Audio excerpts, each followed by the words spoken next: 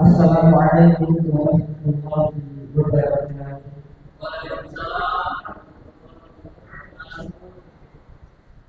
Alhamdulillah rabbil alamin. Shalawatu wassalamu ala nabiyyina Muhammadin wa ala alihi wa ashabihi ajma'in. Ma'asyiral muslimin, Bapak Ibu hadirin ngaji bareng sama yang dirahmati Allah Subhanahu wa taala.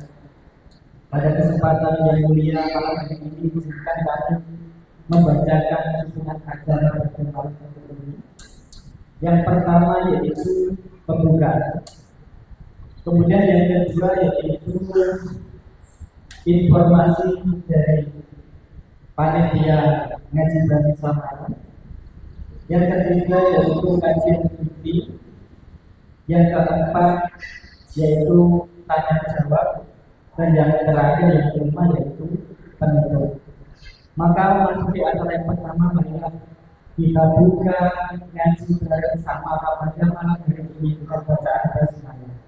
Bismillahirrahmanirrahim.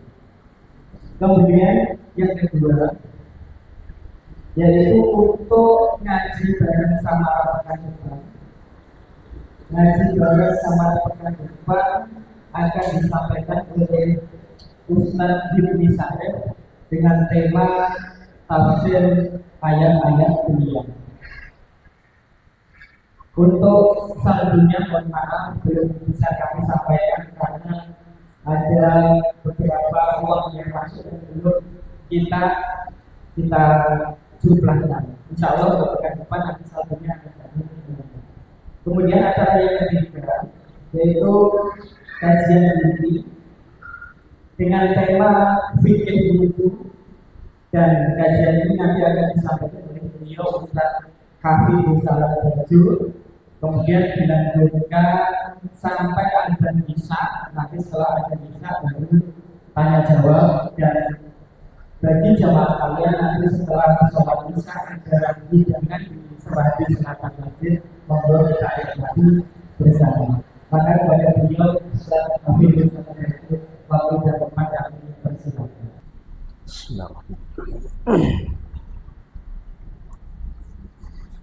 Assalamualaikum warahmatullahi wabarakatuh.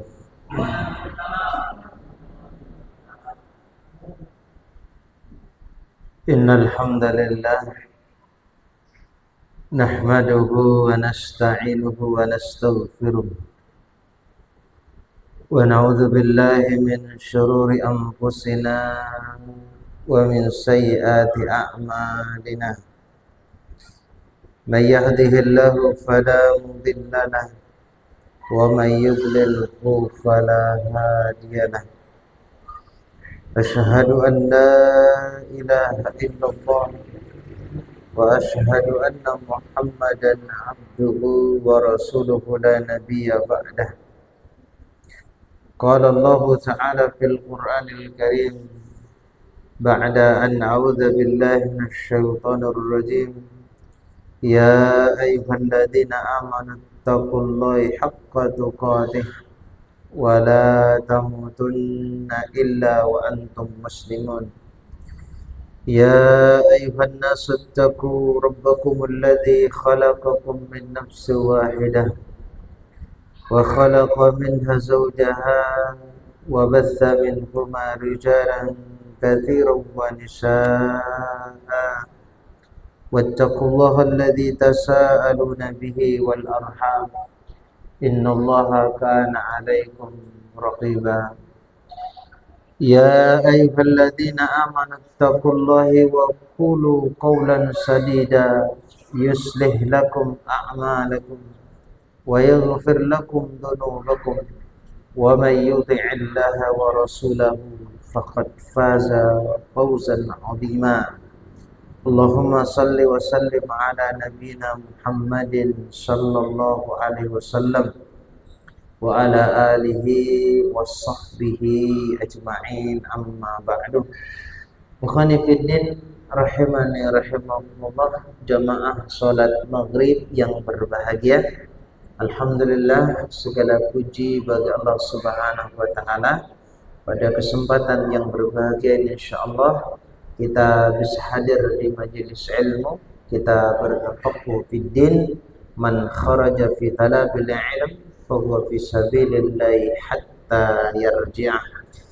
Bapak Ibu jamaah salat maghrib rahimakumullah, tentang fikih wudu. Kita definisikan dulu wudu. Wudu itu secara etimologi dalam bahasa Arab berasal dari kata al-wadha'ah, yang artinya itu adalah bersih dan cerah. Maka biasanya ikhwan sekalian, mereka-mereka yang suka wudu, sering wudu, itu biasanya mukanya cerah, walaupun orangnya itu agak hitam begitu kan, insya Allah nek rajin wudu cerah dia. Ya, beda kan orang putih tapi nggak senang wudu, yurapena itu. Ya, hitam tapi senang wudu, mengasihkan untuk dipandang. Ya, khonifiddin rahimani rahimakumullah. Kemudian kata al-wudu ini, kalau kata al-wudu dengan mendomahkan huruf waw, artinya al-wudu, ya, itu maknanya artinya adalah tindakan dalam berwudu ataupun aktivitasnya, ya. Jadi wudu, al-wudu, wudu, ya. Tapi kalau memfathahkan huruf waw, ya, tidak dibaca wudu tapi wadu, itu maknanya apa? Air yang dipakai untuk berwudu. Jadi jangan salah ya. Jadi wudu dengan wadu itu beda. Kalau wudu itu berarti apa? Aktivitasnya. Kalau al-wadu berarti airnya. Ya. Kemudian ikhwan sekalian, secara istilah wudu ini adalah penggunaan air untuk membasuh anggota-anggota tubuh tertentu, ya, tangan, wajah, kemudian mengusap kepala, itu kan ditentukan kan, ya. Membasuh, penggunaan air untuk membasuh anggota-anggota tubuh tertentu untuk menghilangkan perkara-perkara yang menghalangi sholat dan ibadah serupa lainnya. Yang sebelumnya ibadah itu tidak bisa kita kerjakan, artinya tidak sah kita kerjakan tanpa adanya wudu. Tapi kalau seseorang sudah berwudu, maka pekerjaan itu, aktivitas itu boleh sah, ya, itu wudu. Kemudian ikhwan sekalian, dasar pensyariatan wudu ini Allah Subhanahu wa taala tegaskan di dalam Al-Qur'an surat Al-Maidah ayat yang ke-6. A'udzu billahi minasyaitonir rajim. Ya ayyuhalladzina amanu, wahai orang-orang yang beriman, idza qumtum ilas shalah, apabila kamu hendak melaksanakan sholat, mau melaksanakan sholat, faghsilu wujuhakum. Kata Allah Subhanahu wa ta'ala, basuhlah wajahmu. Nanti kita jelaskan satu persatu insyaallah, tapi tidak semuanya ini karena waktunya tidak mencukupi. Faghsilu wujuhakum wa aydiyakum ilal marafiq, kemudian basuhlah juga apa? Tanganmu sampai siku, ya. Siku itu apa? Siku itu sampai ininya, ya, sampai nopo bunder-bundernya ini kan, ya, itu siku. Banyak orang itu ininya nggak diusap gitu kan, sampai sini itu kan, hati-hati ya. Ya, makanya kata Nabi, wailul lil aqabi minan nar, kecelakaanlah bagi tumit-tumit yang tidak terbasuh. Kenapa Nabi mengkhususkan tumit-tumit yang tidak terbasuh? Karena memang biasanya rata-rata orang itu biasanya meremehkan yang namanya tumitnya tidak kena air. Maka Nabi mengkhususkan apa? wailul lil aqabi minan nar. Wabil khusus ini juga ya, itu jarang tidak tidak kita perhatikan. Kemudian wamsahu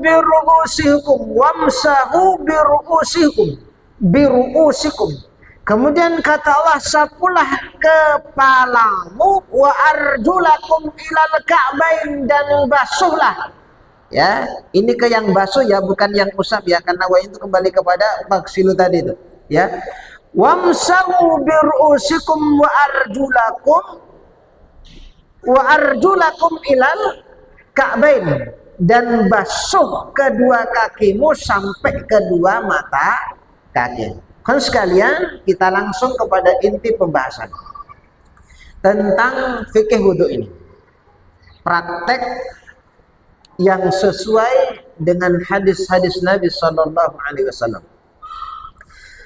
Kita bacakan satu hadis yang terdapat dalam kitab Sahih Al-Bukhari, kemudian Sahih Muslim, yakni Humran Maula Utsman bin Affan radhiyallahu an akhbarahu anna Utsman ibn Affan, Humran bekas budaknya Utsman bin Affan, mengkhabarkan anna Utsman, bahwasanya Utsman bin Affan radhiyallahu an da'a, Utsman ini meminta, da'a biwadu'in, ya, meminta air wudu, ya, dibaca dengan apa? Biwadu'in, berarti airnya. Utsman radhiyallahu an meminta air, fatawadda'a faghasala kaffaihi 3 marrat. Beliau minta air wudu dan beliau berkeinginan untuk berwudu, maka setelah itu faghasala kaffaihi, beliau mencuci, membasuh kedua tangannya 3 marratin, 3 kali, membasuh tangan itu sampai pergelangan. Nanti kita jelaskan satu persatu insyaallah. Tsumma matmadha, kemudian beliau berkumur-kumur. Matmadha, memasukkan air ke dalam mulut kita. Apakah hanya sekedar memasukkan saja itu sudah cukup, atau dia harus diputar-putar dalam mulut kita? Nanti kita jelaskan insyaallah. Ya. Tsumma matmadha wastanzara, kemudian mengeluarkan air dari hidung. Ingat ya sekalian. Ya, di sini disebutkan tsumma matmadha, beliau masukkan air ke dalam mulut beliau, wastanzara, dan mengeluarkan air itu dari hidung. Kapan masuknya, kan begitu? Ya. Makanya berarti di sini maknanya, berarti kata para ulama, ketika beliau berkumur-kumur, maka secara otomatis air itu juga masuk ke dalam hidung. Kenapa? Karena tidak disebutkan di sini masukkan air ke dalam hidung, tapi langsung apa? Wastansara, mengeluarkan air dari hidung. Berarti kumur-kumur plus memasukkan air ke dalam hidung, kemudian mengeluarkan air itu dari hidung. Tsumma ghassala wajhahu, kemudian beliau membasuh wajah beliau 3 marrat, 3 kali. Mana batas wajah itu? Insyaallah nanti. Tsumma ghassala yadahul yumna, kemudian beliau membasuh tangan kanan ilal mirfaq. Tangan kanan berarti sampai apa? Mirfaq, sampai siku. 3 marrat, 3 kali. Tsumma ghassala yadahul yusra mithla dzalika, kemudian beliau membasuh tangan yang kiri seperti itu juga. Tsumma masaha ra'sahu, kemudian beliau membasuh apa? Ra'snya, kepalanya. Tsumma ghassala rijlahu, kemudian beliau mengusap, membasuh kaki kiri al-yumna ilal ka'bain, sampai mata kaki. 3 marrat, 3 kali. Tsumma ghassala al-yusra mithla dzalika, kemudian beliau membasuh kaki kiri seperti itu juga. Tsumma qala, kemudian beliau berkata. Berarti kan ya sekalian, Setelah Utsman bin Affan radhiyallahu an mempraktekkan wudhu beliau, kemudian beliau berkata, "Ra'aitu Rasulullah."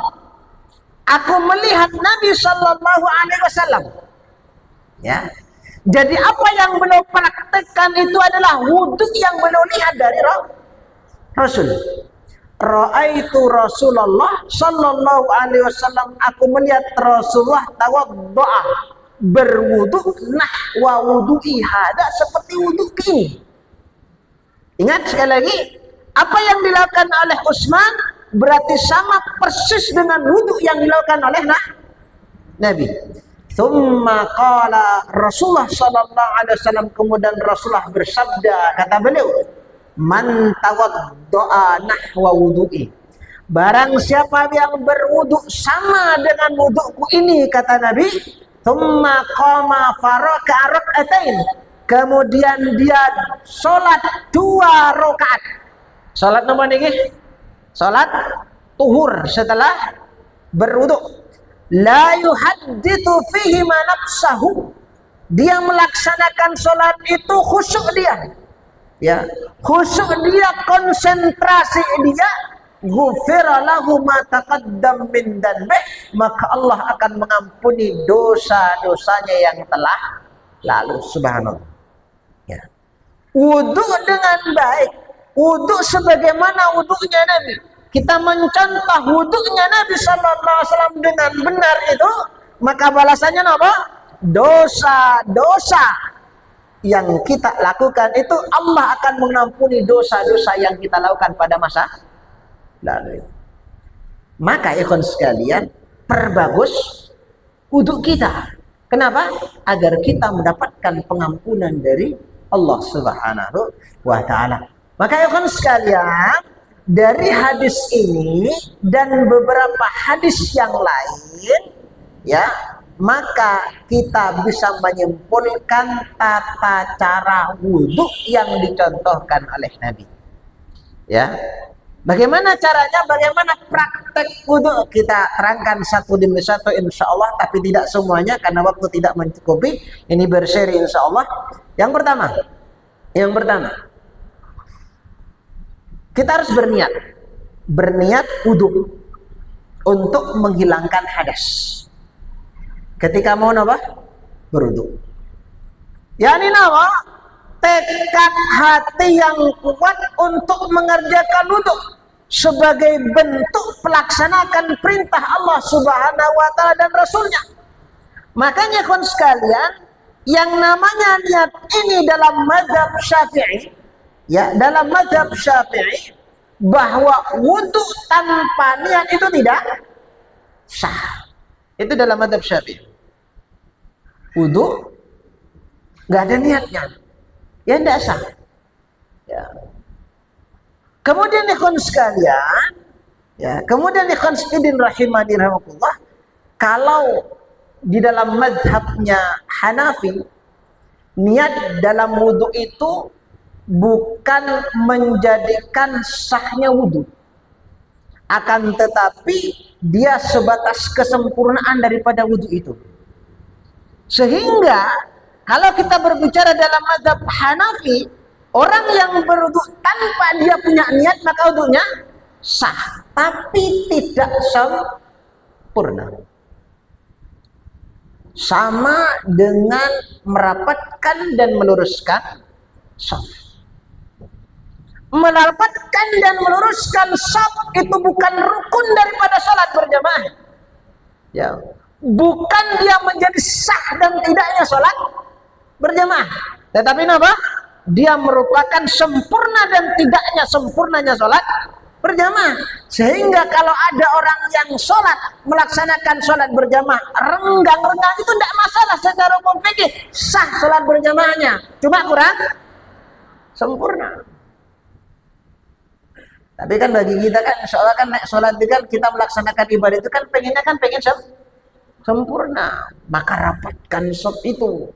Tapi ingat sekali lagi, secara hukum fikih sah. Ya, sah. Karena Kadang-kala nek berbicara fikih itu ya kayak gitu. Saya ambil contoh lagi. Ya, saya ambil contoh lagi. Sholat menggunakan baju nopo sing kelihatan anunya itu, ininya itu, secara hukum sah nggak sholatnya? Ya sah sholatnya. Ya. Tapi secara kepatutan, kepantasan, kira-kira patut nggak? Ya nggak patut, Pak. Ya. Melaksanakan sholat itu, melaksanakan sholat pakai kaos oblong itu secara hukum fikih ya sah-sah saja, namanya fikih kok. Tetapi secara kepatutan dan kepantasan itu ora patut. Itu makanya harus kita bedakan.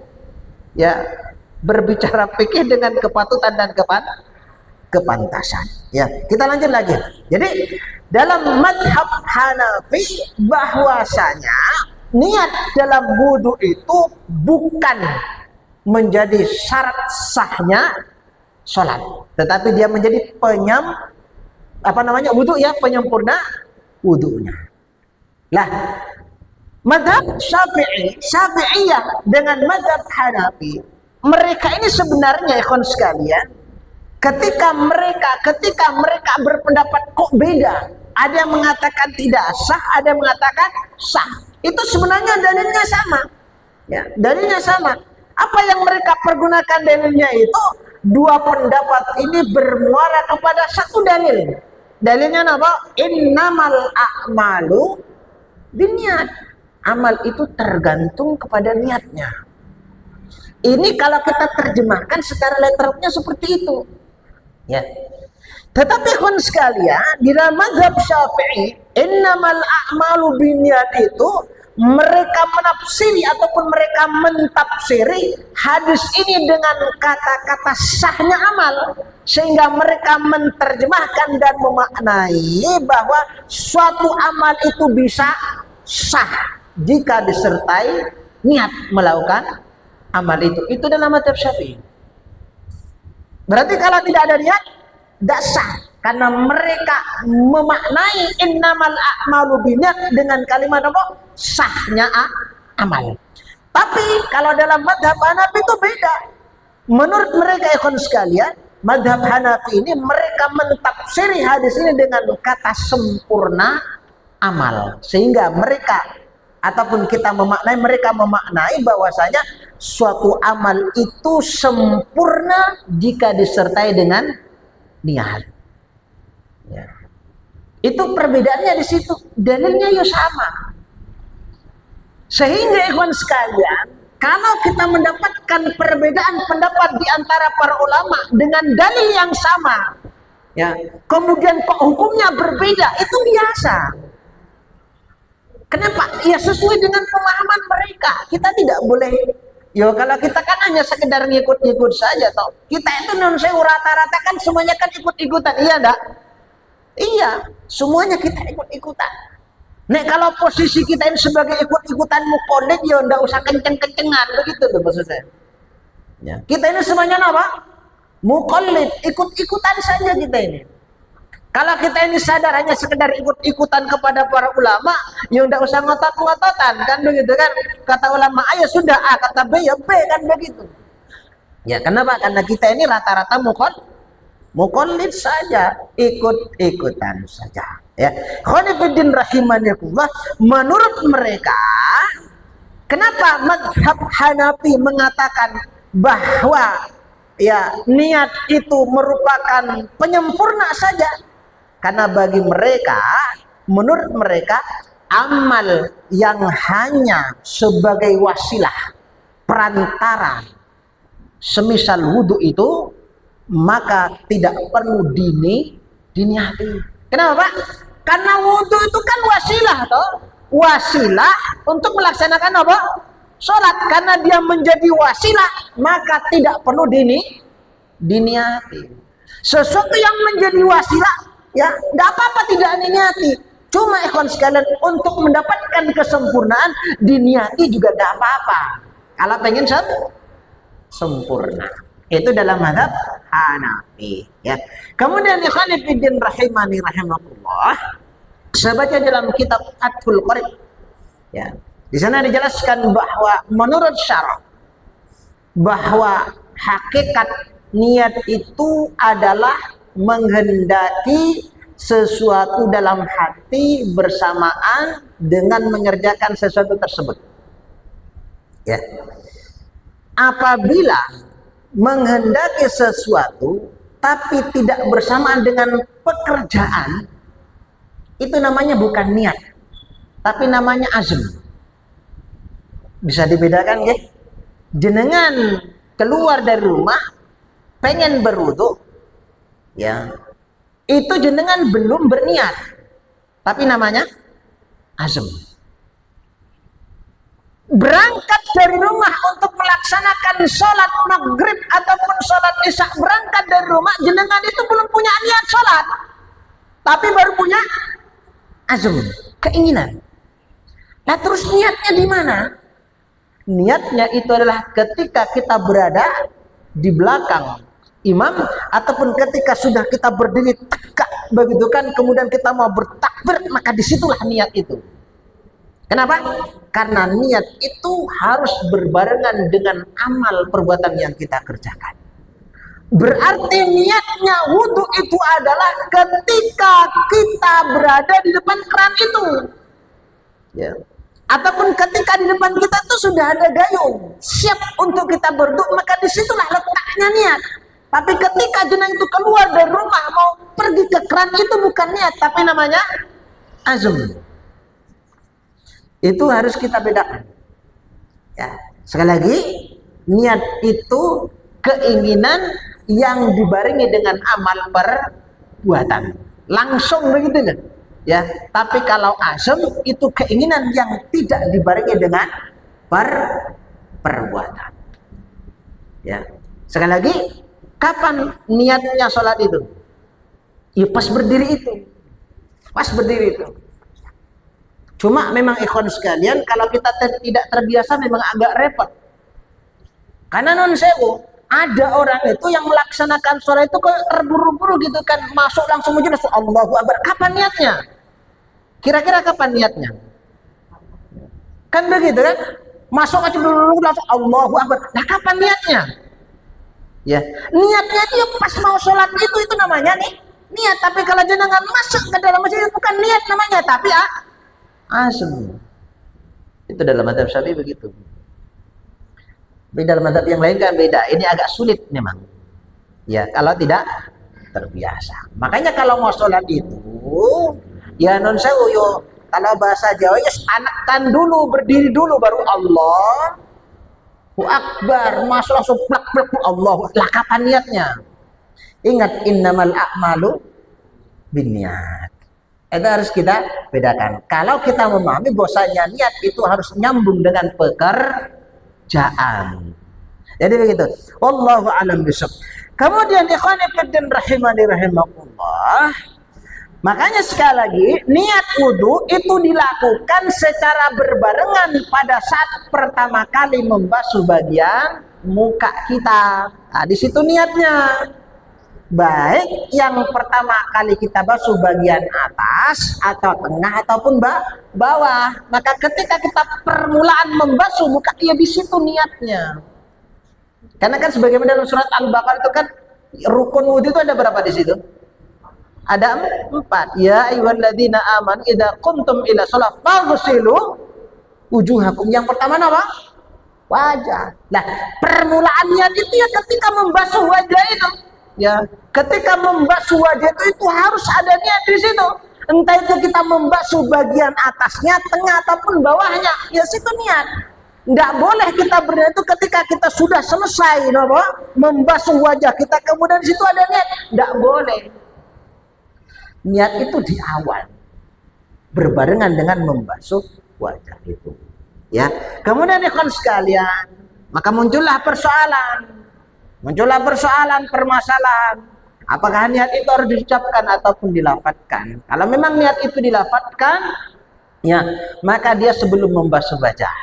Ya, jadi kalau dia kayak seperti nawaitu al-wudu'a lillahi ta'ala, ya, itu boleh-boleh saja. Ya, nawaitul wudu'a lillahi ta'ala atau nawaitu toharota lillahi ta'ala, tidak masalah, boleh-boleh saja.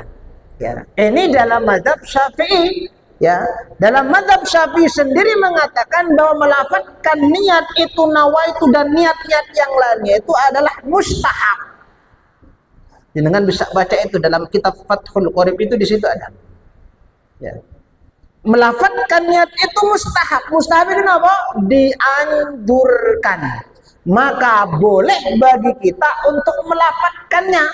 Apalagi ini ketika kita mau sholat, melafadzkan niat itu boleh-boleh saja. Ya, artinya dianjurkan. Kenapa dianjurkan, ikhwan sekalian? Berarti sebagian orang, ada orang itu ketika mau melaksanakan sholat, pikirannya itu masih nyantol di pasar, masih nyantol di ladang, di kebun. Nah, untuk menarik hati kita yang masih berada di pasar itu niat. Bismillah, nawaitu. Tak, gitu kan. Jadi untuk menarik konsentrasi kita, bahwasanya kita ini sedang mau sholat, maka di situ mustahab dianjurkan untuk melafadzkan niat itu. Ya. Tapi bagi mereka tidak kesulitan, tidak apa-apa. Ingat ya, melafadzkan niat itu mustahab dianjurkan. Baik dalam wudhu, sholat maupun ibadah yang lain. Bila merasa tidak perlu, maka tidak melafadzkan juga tidak apa-apa. Ya, tidak apa-apa. Namun bila ada orang yang mewajibkan atau mengharuskan melafadzkan niat, maka ini jelas keliru. Kenapa? Karena dalam mazhab Syafi'i pendapat yang mu'tamad itu, ya, yang dianggap itu, yang dipegangi itu adalah yang tadi itu, melafadzkan itu mustahab, bukan wajib. Kalau ada yang mengatakan wajib, tidak benar. Maksud saya itu keliru. Ya. Karena sekali lagi melafadzkan niat itu mustahab, baik dalam mazhab Syafi'i maupun dalam mazhab-mazhab yang lainnya. Tapi di dalam saya baca pendapatnya Ibnu Taimiyah rahimahullahu taala, saya baca dalam kitab Fikih Sahih Sunnah yang ditulis oleh Abu Malik Kamal Sayyid Salim, kalau dari saya, ya, Abu Malik kalau saya baca itu di sana pendapatnya Syekhul Islam Ibnu Taimiyah menyebutkan bahwa tempat pengucapan niat itu adalah di hati. Tidak disyariatkan mengeraskan suara dalam berniat.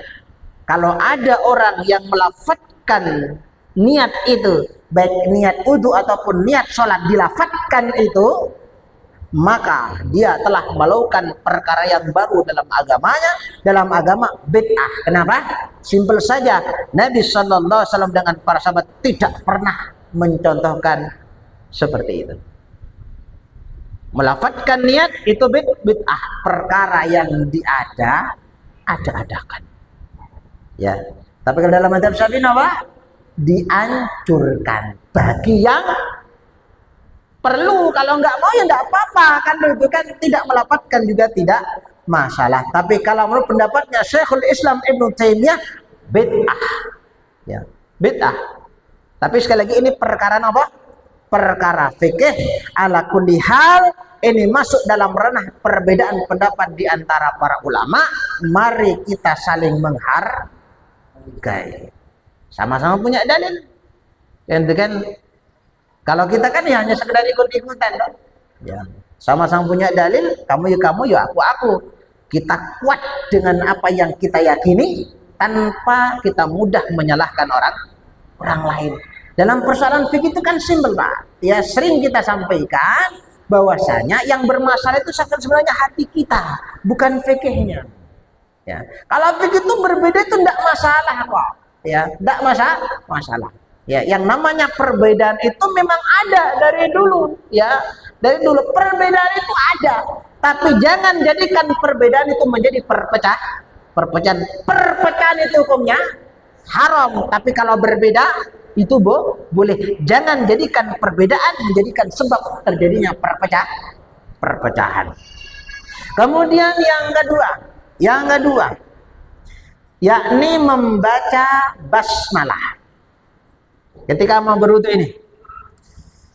Dari Abu Hurairah, Rasulullah Shallallahu Alaihi Wasallam bersabda, la salata liman la wudu'a lahu. Tidak ada solat bagi yang tidak ada wudu. Tidak ada solat bagi yang tidak ada wudu. Orang yang tidak punya wudu, kemudian dia salat, wudunya sah enggak? Enggak sah. Ya. Bagaimana dengan tayamum? Wah, itu beda lagi urusannya, itu kan? Ya.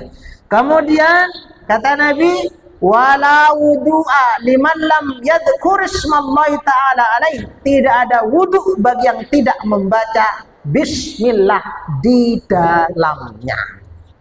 Bagaimana cara memahaminya ya kawan sekalian? Hadis ini kata para ulama hadis hasan, baik. Tapi sebagian ulama ada yang mendhaifkan hadis ini. Namun dari berbagai macam jalur kata para ulama, hadis ini menjadi kuat. Sedangkan peniadaan yang disebutkan dalam hadis ini maknanya kesempurnaan. Jadi maksudnya apa? Tidak sempurna wudunya. Wudu tanpa membaca basmalah hukumnya apa?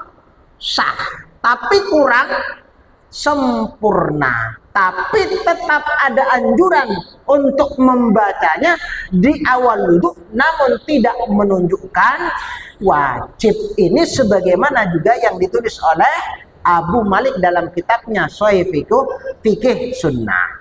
Bolehkah membaca basmalah di tengah-tengah wudu ketika seseorang lupa membaca di awalnya? Ya. Ketika sudah wudu tengah-tengah ingat itu kan belum baca basmalah. Maka ikhwani fiddin rahimani rahimakumullah, mengambil apa yang disampaikan oleh Imam Nawawi selagi sedikit, disampaikan oleh Imam Nawawi, seseorang yang lupa di awal maka dia boleh membacanya di pertengahan wudu. Kalau ingatnya pas wudu, bismillah awwaluhu wa akhiruhu. Tapi kalau ingatnya sudah selesai, maka sudah tidak ada kesunahannya. Oh, sudah selesai kok. Ya, sama dengan makan kan.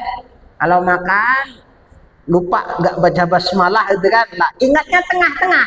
Ada kan, maka bismillah awwaluhu wa akhiruhu. Nek kalau sudah selesai makan ingat, ya enggak usah baca basmalah. Yang dibaca apa? Alhamdulillah ya lali. Bismillahnya ya lupa, alhamdulillahnya juga lupa. Terus kewarkan kan begitu kan, ketemu kan begitu kan. Ya. Maka yukhani fiddin rahimani rahimakumullah. Terakhir ya. Mungkin ada yang bertanya, bolehkah kita mengucapkan basmalah di dalam kamar mandi ketika berwudu? Ya. Boleh atau tidak ikhwan sekalian? Ingat ya, kamar mandi hari ini dengan kamar mandi pada zaman dulu itu beda, Pak. Kalau kamar mandi pada hari ini kan rata-rata kan kamar mandi plus ada WC-nya. Ya, tapi alhamdulillah terjadi perbedaan pendapat di sini. Boleh enggak mengucapkan basmalah tadi ketika di dalam kamar? Ala kulli hal, secara umum berzikir menyebut nama Allah, ayat-ayat Allah dalam kamar mandi itu tidak diperbolehkan. Kemudian ada perintah kita untuk membaca basmalah. Ketemu antara larangan dengan perintah. Yang dimenangkan yang mana? Yang dimenangkan ya larangan.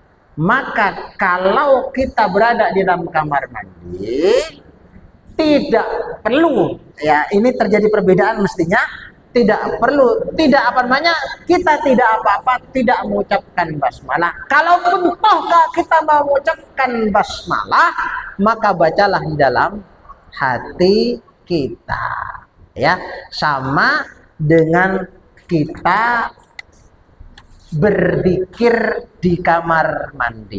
Boleh atau tidak? Ya, berzikir di kamar mandi kalau dilafadzkan itu tidak boleh. Tapi kalau dalam hati dan kita memang terpaksa untuk berzikir, itu tidak masalah. Astagfirullah. Itu kan kaget dulu, astagfirullah, Allahu Akbar. Dalam kamar mandi boleh enggak? Boleh, tapi dalam hati. Kalau memang dibutuhkan. Tapi kalau nggak dibutuhkan, jangan. Dikit-dikit astagfirullah, begitu kan. Astagfirullah, enggak boleh untuk dalam kamar mandi gitu kan.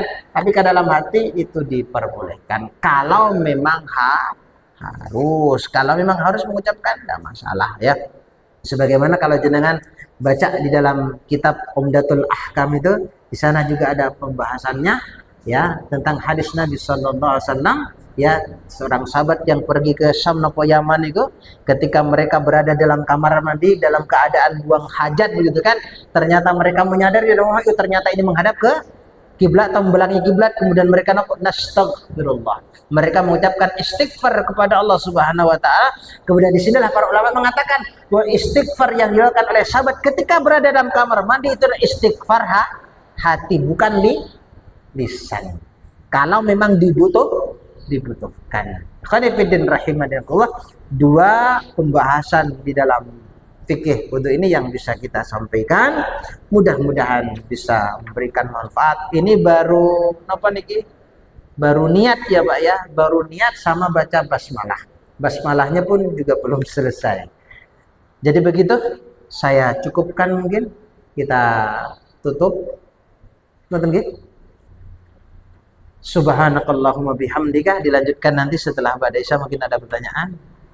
Asyhadu an la ilaha illallah astaghfiruka wa atubu ilaik. Assalamualaikum warahmatullahi wabarakatuh. Sampun. Apa ada pertanyaan apa pripun? Apa kita cukupkan? Moga Pak. Waalaikumsalam. Terima kasih atas solusi.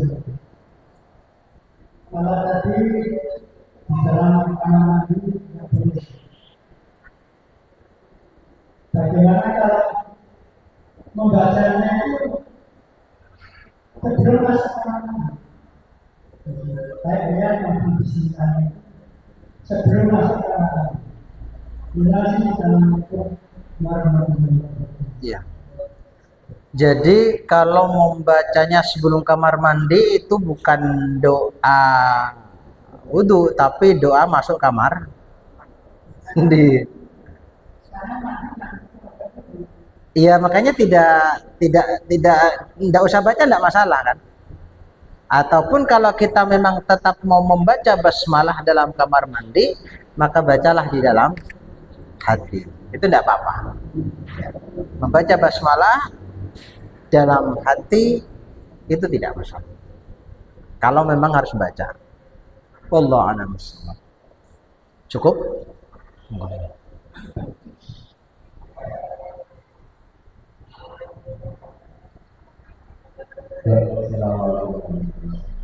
Waalaikumsalam. Berbeda Nabi Muhammad SAW itu mengeluarkan air dari sepasang itu dia beruji sepasang. Korelasi air yang telah dari beliau dengan beberapa kali saya pernah tahu, bahkan menilai sendiri bahwa ada biolog itu yang mengatakan bila kesulitan untuk waktu tawaf, kesulitan untuk beruji, Jakarta bisa menggunakan serokan.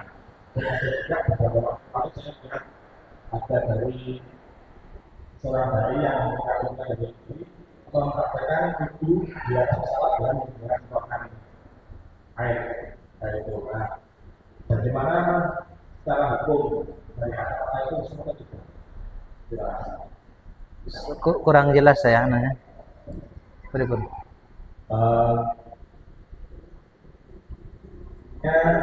Ada video dan juga ada video beberapa kali itu saya lihat ada seorang nabi yang menggunakan contoh wudu dengan menggunakan semprotan. Menggunakan pakai? Semprotan. Semprotan. Semprotan. Terus kata dai tadi itu apa? Kata dai yang mencontohkan itu pripun tadi? Katanya beliau asa. Dan itu saya tahu dulu ada guru yang kupang tadi mengatakan tidak ada orang keluar untuk berbuka bisa memberikan orang itu. Tapi kan disemprotkan kan air ya Pak ya? Air tuh yang keluar toh? Ya air. Ah. Berapa besar banyak yang harus sama dengan air. Iya. Non sewu. Tapi tadi ketika nyemprot tadi itu basah nggak kira-kira anggota wudunya? Basah. Kalau basah ya sah. Kan yang namanya wudhu itu kan sekecil mungkin, seminimal mungkin kalau bisa. Yang penting basah. Kan Nabi itu kan kalau kita perhatikan apa yang dijelaskan oleh para ulama, nek wudhu niku kayak seperti botol aqua kecil niku toh Pak. Gitu. Ya seperti di depan jenengan itu kan ya bisa toh. Intinya kan apa? Yo basah, gitu kan? Basah. Tidak mesti harus satu ember kan? Yang penting dia basah, muka basah, tangan basah, semuanya basah. Cukup yang 4 niku nggih, yang terkena betul sudah. Yang 4 itu ya sudah terpenuhi. Yang penting tadi apa? Basah. Kalau tidak basah ya tidak boleh. Tapi ada ya nyemprot. Tapi kan air kan yang nyemprot. Iya. Gimana Tat mau menambahin?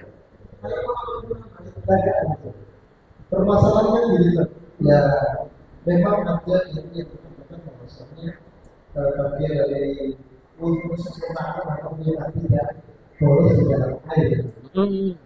Kemudian ada hal yang disampaikan kalimat antara pengasuh dan pengusap untuk lama-lama memberikan batasan antara hanya pengusap dengan pengasuh itu kan harus ada air yang menetes di dalam pengasuh. Lalu yang pengasuh itu namun satu bukan sekedar basah lagi. Wasahu dipuji itu kan dengan apa kalimatnya kan ada dua. Membasuh wajah sama membasuh kepala. Iya. Membedakan antara membasuh dengan mengusap. Di antara membasuh itu air yang menetes.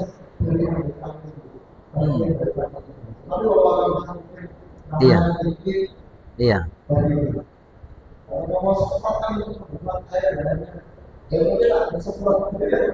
Iya. Iya.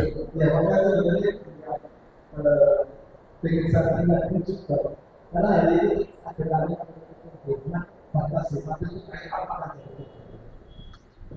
Oke, yang jelas tadi kalau dia terbasahi semuanya, kalau tadi kan ada definisi dari beliau, kata para ulama harus ada yang menetes, itu kan penafsiran ya Ustaz ya, penafsiran penjelasan dari para ulama. Tapi yang jelas kalau kita melihat kepada hadis Nabi kan yang penting kan ya basah kan, kalau itu kan penafsiran tadi. Yang penting dia basah ya sah. Kalau seminimal mungkin kita menggunakan air itu kalau cukup ya sah-sah saja. Kalau dia harus menetes, kalau kita lihat wudunya Nabi itu yang paling kecil berapa sih? Kayak seperti yang kalau saya perhatikan dulu seperti segitu tuh bisa. Itu kira-kira nanti kalau kita usap menetes gak kira-kira? Kira-kira menetes Pak? Menetes ya? Menetes ya? Karena kalau kita pakai air sedikit, itu memang ketika kita ngusap tangan itu nggak menetes, Pak. Nggak menetes. Cobalah jenengan praktekkan seaqua itu, kira-kira susah kira-kira untuk menetes. Susah untuk menetes. Ya. Karena yang dijelaskan oleh Nabi kan, ya cuma kan membasuh dan mengusap. Yang namanya membasuh, nek sudah basah kan ya sah. Tapi wallahu a'lam bishawab, ini persoalan fikih. Ya, kalau kata ustadznya tadi sah yo sah mawon mboten nopo-nopo. Wallahu a'lam bishawab. Jadi begitu, Ustaz. Tadi ada tambah dari Ustaz Ma'ruf. Sampun? Sudah ya? Kita cukupkan sekian ya. Mudah-mudahan bisa memberikan manfaat. Baru 2 yang sudah kita sampaikan. Wallahu a'lam bishawab, wabillahi taufiq wal hidayah. Wassalamualaikum warahmatullahi wabarakatuh.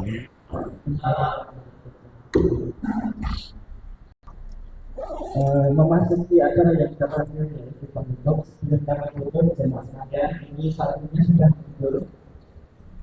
Total pemasukan 1.370.000 rupiah, sehingga sampai hingga saat ini 2 Juli 2024 sebesar 4.190.000 rupiah. Semoga amal soleh selalu Amin ya. Maka mari kita itu ngaji bareng sama ini bicarakan alhamdulillah. Wassalamualaikum warahmatullahi wabarakatuh. Waalaikumsalam.